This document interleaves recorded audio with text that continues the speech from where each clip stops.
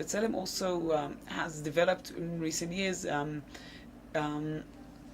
amazing new tool in a way of video, work with video, and it's kind of it's a combination between video activism, citizen journalism, and the use of technology in order to promote human rights. We have a very serious and large group of people who are working on this. We have a video department inside of B'Tselem. Our field workers also coordinate video volunteers, so people in the West Bank who get cameras from us, and we give them training and workshops and teach them how to film, and this is in order for them to serve in a way as our field workers. So those volunteers who participate in our camera project, they become in some ways, B'Tselem representatives in areas where there is high friction between soldiers and settlers, or where there are, where there is a high probability of human rights violations, and those people, in a way, they document their own reality, and in that sense, they document the violation of their own rights. And this footage is used by us to then promote both accountability and also the element of information. We use the footage very extensively with the media. We use it on our website and with other organizations. And we also use footage filmed in these situations in order to then go to the Israeli authorities. It's usually the police, but very often it's the army, and show and prove that these violations occurred. What we're trying to do here at B'Tselem is to use video in order to document reality, not in order to try to create reality. The use of video clearly is not 100% objective. I mean, I think when Palestinians are filming, they're filming from their own perspective, just as in the same way that settlers film from their own perspective, and Israeli soldiers use video in order to document their own position. But for B'Tselem, the important thing is to be able to verify this footage that we receive from our Palestinian field workers, to know enough about the situation in the field, about the events, and use the video in a sense as a corroborating factor. Israelis very often don't trust Palestinians. Very often Israelis believe that the stories and the testimonies that Palestinians give are directed at the propaganda war. And of course, both Palestinians and Israelis, that's well known, have engaged in a propaganda war. It's part of the media and information, etc., are part of the conflict between Israelis and Palestinians.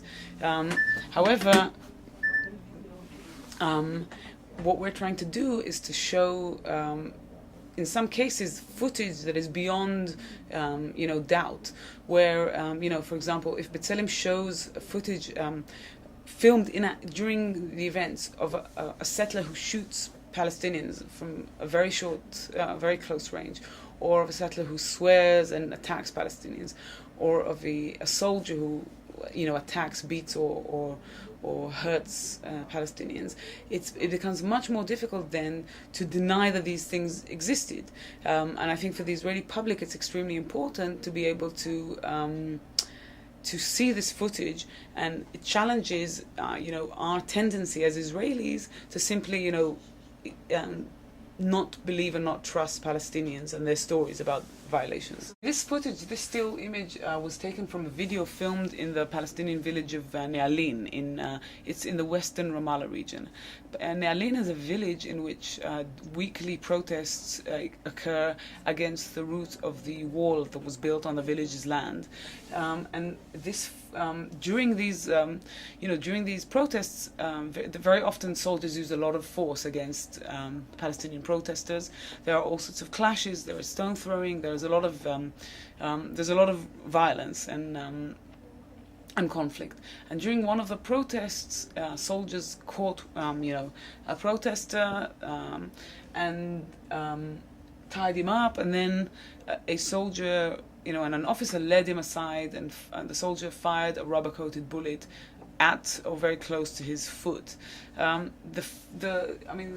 the whole incident was captured on video by a very young woman from the village who was filming from her window. She was filming the events from the window, and B'Tselem distributed this footage globally and internationally, and the footage really made caused a huge stir to see such such an event when an Israeli soldier and a very high ranking officer treat a Palestinian detainee who's clearly completely helpless at that point, treat him so illegally and immorally.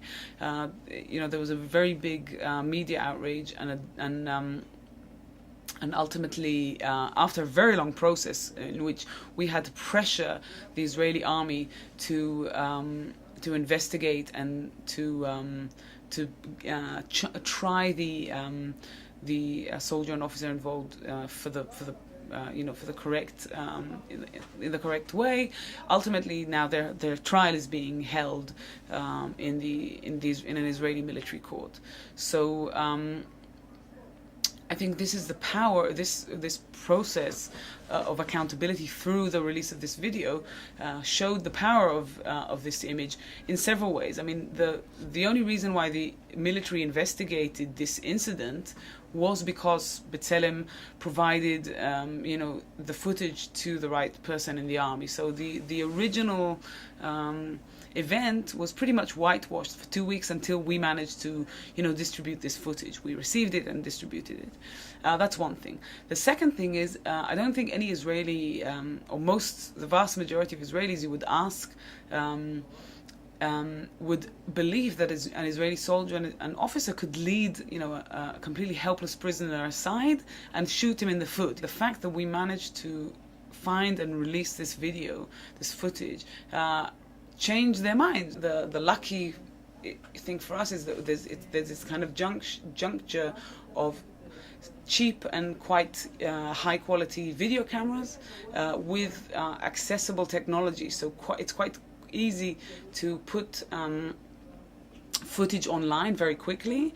It's easy to distribute footage to the media and to other organizations and other activists and around. So you have this combination of and also I think another thing that is very lucky for us in a way is that the West Bank is very small actually, so it's quite possible to surround all of the areas that are dangerous, that are flashpoints, with cameras and with families who are filming from their homes or from their immediate area, and that's our goal. I mean, the goal is, and I think we're reaching quite a good coverage of the area. Our goal is to cover the entire West Bank with cameras. We have about 120 cameras in the field, not just in the West Bank, but in Gaza as well, in the Gaza Strip. Now, the project in Gaza is slightly different than the one in the West Bank because it's not really about, filming military operations or filming clashes between Palestinians and the army. That would be far too dangerous for Palestinian journalists or, Palestinian citizen journalists. One of the things that we had to deal with when we developed the Gaza project is the complete restriction or the complete prohibition on the entry of Israelis into Gaza. The way we did it is through the use of Skype and video conferencing and the internet, and of course we have a local coordinator in Gaza who does an amazing job. So we've never seen face-to-face any of our camera volunteers in Gaza. We've never had the opportunity to sit with them, to say thanks for the work they do and talk face-to-face, but we are using again technology in order to facilitate this kind of communication with them, to explain to people both in Israel and in the international community what it means to be a resident of Gaza nowadays, when you're virtually incapable of going anywhere in the world, when there is a complete siege, and it's very much when you're imprisoned within the Gaza Strip.